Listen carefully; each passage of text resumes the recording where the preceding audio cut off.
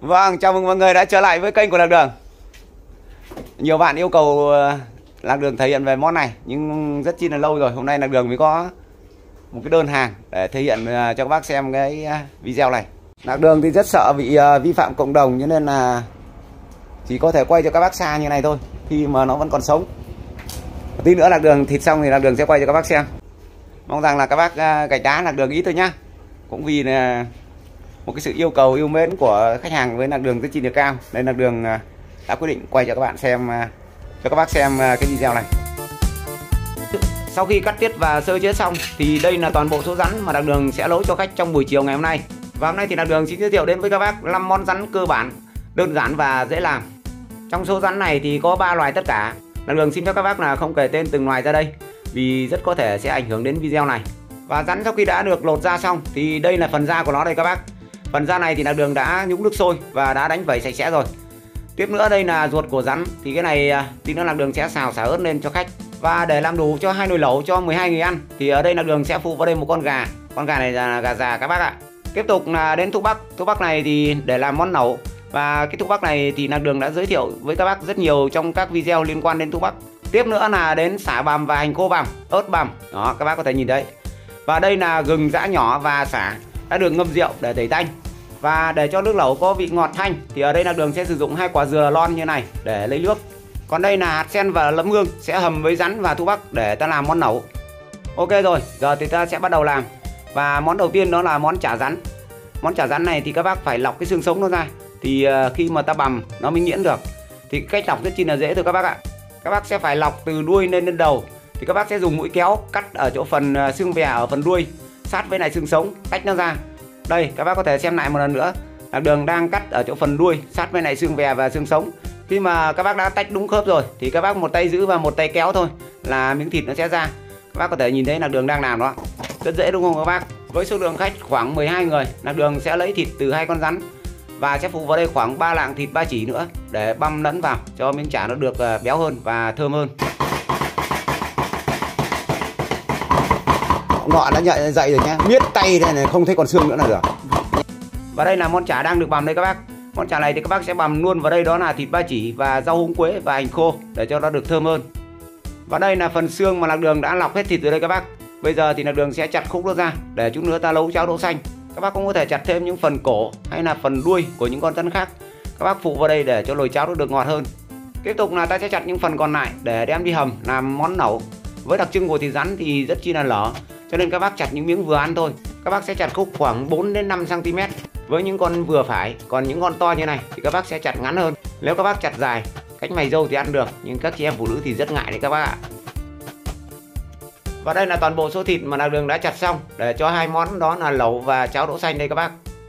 Tiếp tục là đến phần da. Phần da này thì các bác sẽ thái khoảng 3 đến 4 cm. Để một chút nữa ta sẽ trộn với bột tổng hợp và ta sẽ làm món da chiên giòn.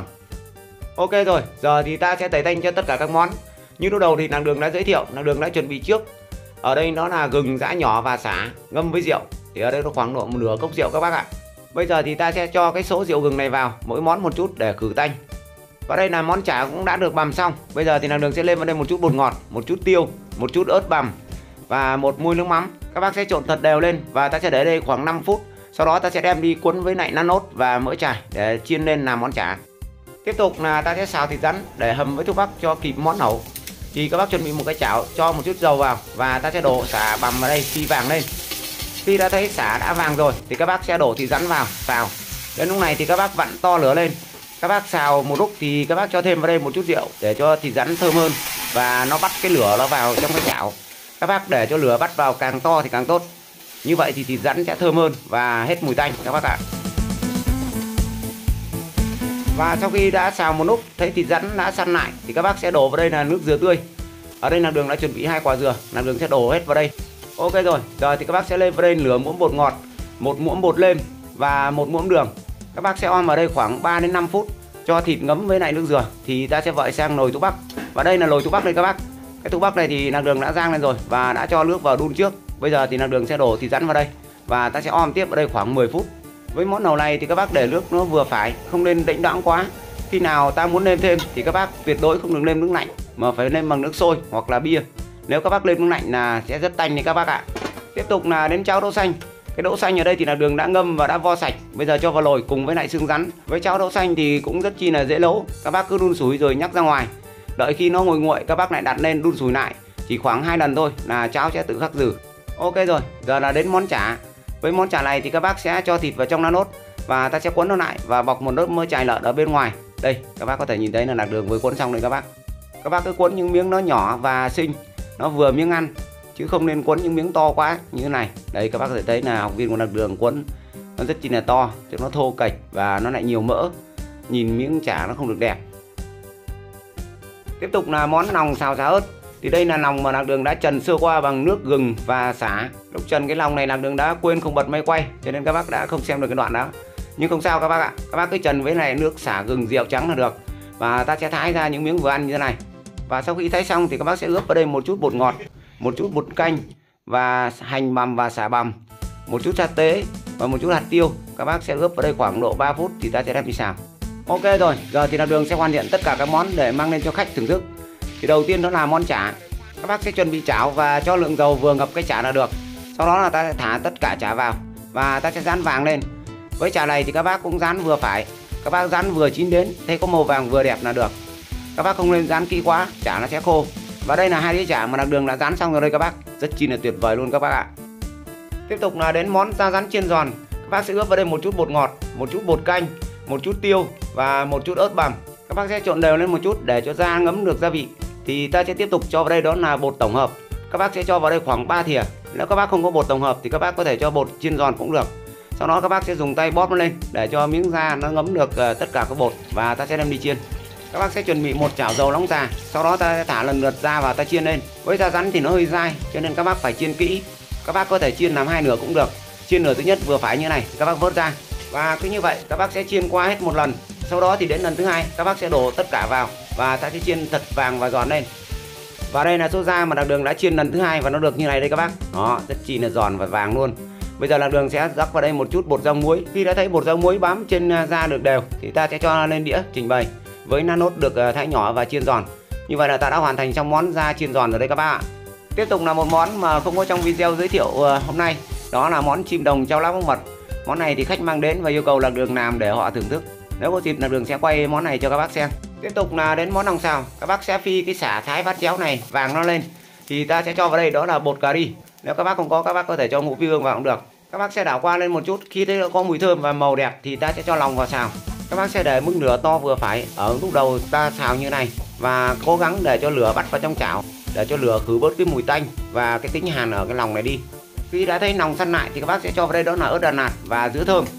Các bác sẽ đảo qua lên một chút nữa và ta sẽ cho vào đây tiếp đó là rau ngổ. Các bác sẽ đảo lướt qua và ta sẽ cho ra ngoài đĩa. Và đây là 2 đĩa lòng mà lạc đường đã xào xong rồi đây các bác. Các bác có thể thấy là màu sắc rất chi là đẹp và rất chi là thơm.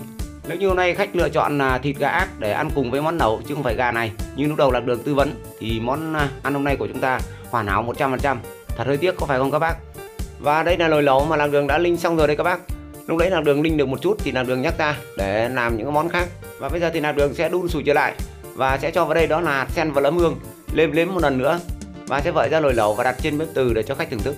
Lạc đường đã lên xin phép khách để được quay toàn bộ các món ăn mà lạc đường đã giới thiệu ở trong video này để cho các bác xem nhưng không được các bác ạ. Và đây là món cuối cùng trong 5 món rắn mà lạc đường giới thiệu trong video này đến với các bác. Đó là món cháo đỗ xanh. Cháo này thì khách có thể đơm ra bát và ăn ngay cũng được, hoặc có thể đổ chung vào trong nồi lẩu thì ăn như vậy rất chi là ngon và ngọt và nóng các bác ạ. Và bây giờ thì lạc đường xin mời các bác cùng tham quan một số hình ảnh đẹp của lạc đường quán trong buổi tối ngày hôm nay.